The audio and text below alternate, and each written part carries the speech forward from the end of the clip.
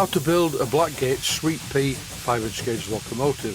This is part 29. The threads in the exhaust outlets are damaged. There is, however, a simple fix which I learned many years ago from a superb model engineer.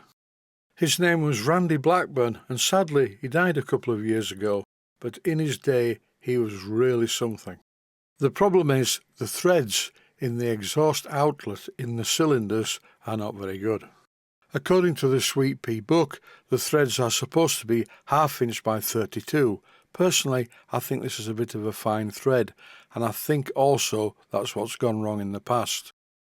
On larger diameters, very fine threads can be problematic, and these have been damaged at some stage in the past. Even though I rethreaded the holes using 1/2 inch by 32 taps, I wasn't happy with the result.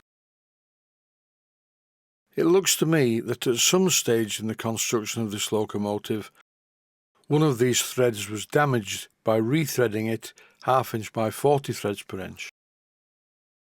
In any case, if I'm honest, I don't want either of these threads. I would use 1/2 inch by 26. It's a coarser thread and much easier to engage. Rethreading the holes 1/2 inch by 26 at this stage would be no good at all. There wouldn't be any threads left.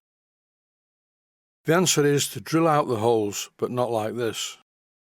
If you do try this method, you will find two things may happen. You will damage the part, it will fall on the floor, or you could break your wrist. Instead, each of the cylinders in turn were fitted into the machine vise in my drilling machine. This clip shows one of the cylinders after the drilling operation.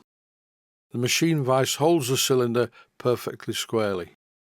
I repeated the job on the other cylinder, so now I just have holes in the cylinders without any threads. And the surface finish straight from the 1/2 inch twist drill was so good I didn't need to ream them.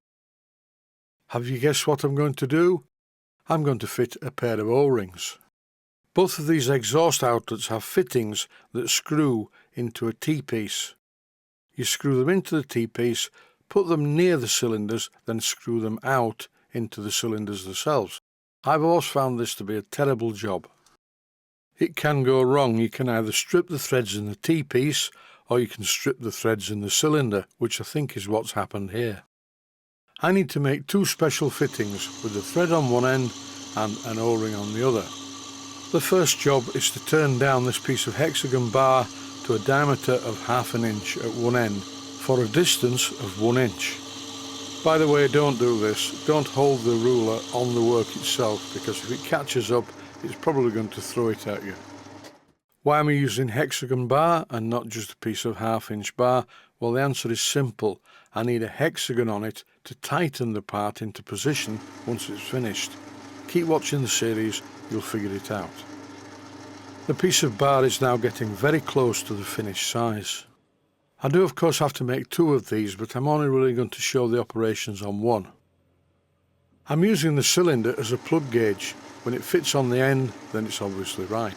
But don't forget, when using silicone O-rings, the metal part doesn't need to be a really tight fit in the hole. It doesn't need to be too slack, it needs to be just right. Like this, in fact. Now I can cut this long piece of bar to the correct length. I'm using my bandsaw for this, and it took no time at all. Although the clips at the moment are running at 400%, it just speeds up the job. Everyone has their own opinions, but I personally do not like watching machining operations in real time running slowly. It makes me want to self-harm. It is exceedingly boring. That is my opinion.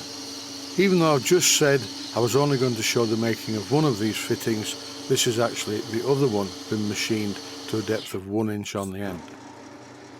And once again, don't hold the ruler against the work when you're working on it. I've just done that, and I shouldn't have done. In order to become a model steam locomotive exhaust fitting, it does have to have a hole down the centre. But bear in mind, I'm not drilling the hole all the way through. I'm drilling the holes from each end. As always, I start off the job using a centre drill to make sure the hole is in the middle, and after I've done that, I continue the job but using a twist drill.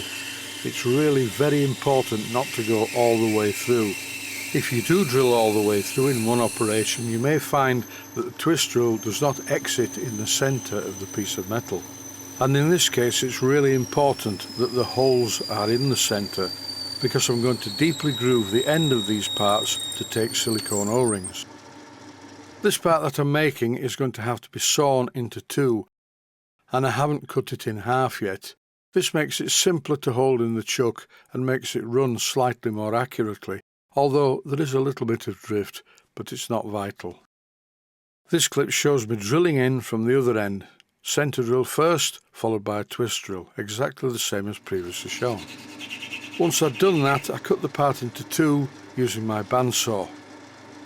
For the next part of the operation, I'm holding the part in the chuck using the previously machined area.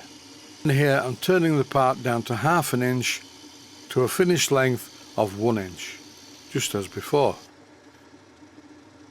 This end is going to be threaded using a die which is ½ an inch by 26 threads per inch. The micrometer tells me that it's a bit oversized, and that is the last thing I want. So one more pass with the lathe tool takes it down to ½ an inch. Now it's time to thread this end, and I'm using a die holder, a standard one. They work perfectly well. You can keep them straight using the tailstock chuck. Yes, I do know that there is a tiny bit of wobble on it, but it will be fine. It's not a precision part. The finished item is fairly complicated though. I'll show the machining of the T-piece possibly in the next episode. This is one of the drilled holes in the cylinder, and it's really important when using O-rings to chamfer the edge. For this I'm using a deburring tool which does an excellent job. At one end of the fittings I machine grooves to take suitable ½ inch diameter O-rings. Here I'm doing a test fit, and oil is very important.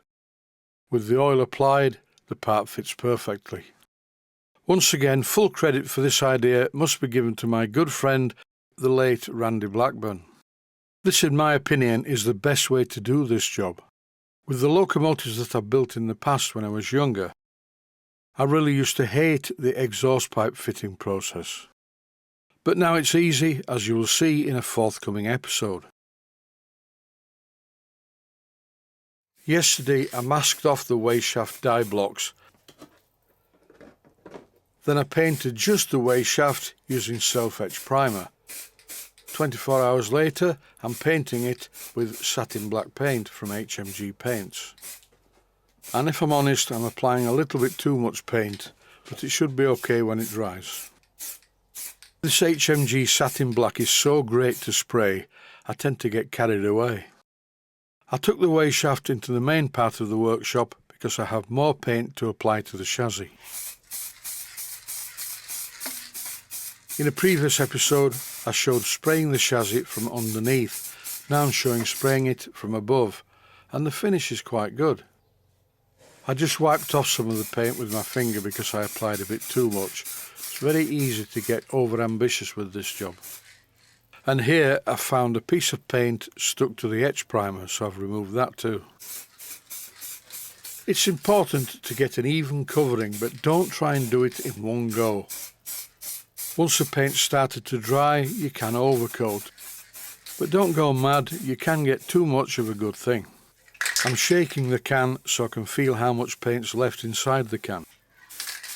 Just enough. I'm actually going to overpaint the buffer beams in black.